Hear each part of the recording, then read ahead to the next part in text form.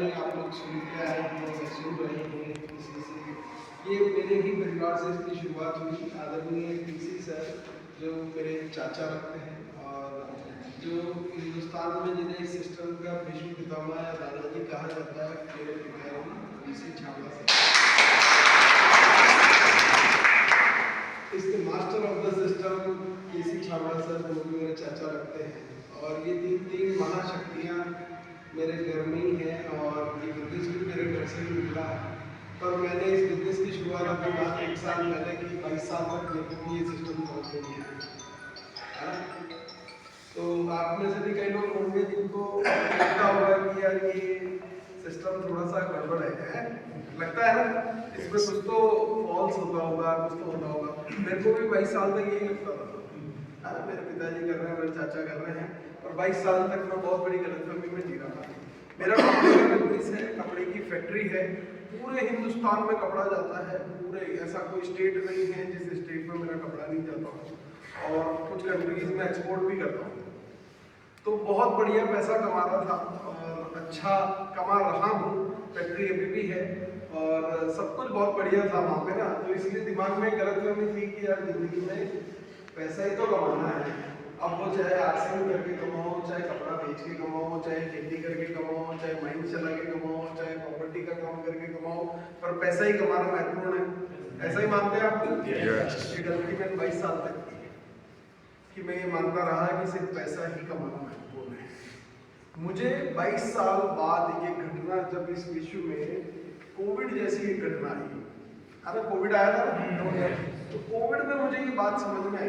अब उस मुझे समझने के लिए प्रकृति में इतनी बड़ी घटना हुई कि हजारों लाखों लोग मारे गए और कई सब कुछ बंद हो गया और बड़ी उथल पुथल पूरी दुनिया में मच चुकी थी।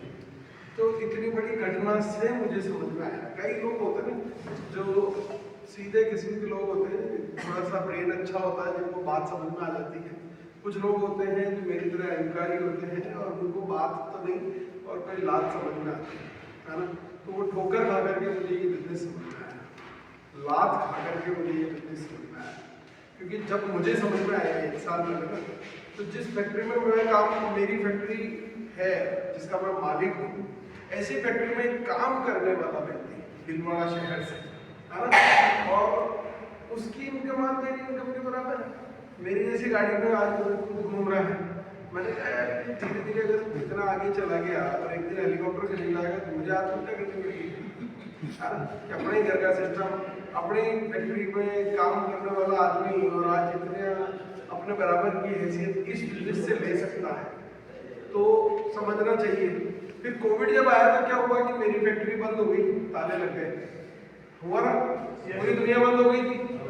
अब फैक्ट्री बंद हुई तो इनकम भी बंद हो गई, पैसा आना बंद।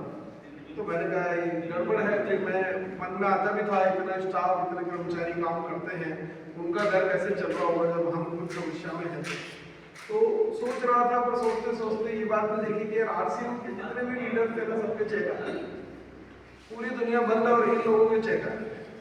मैंने कहा यार ये तो कुछ तो ये सिस्टम में बहुत बड़ी पावर है जिसको मैं बिल्कुल ही कर रहा हूँ और समझने की कोशिश भी नहीं कर रहा हूँ।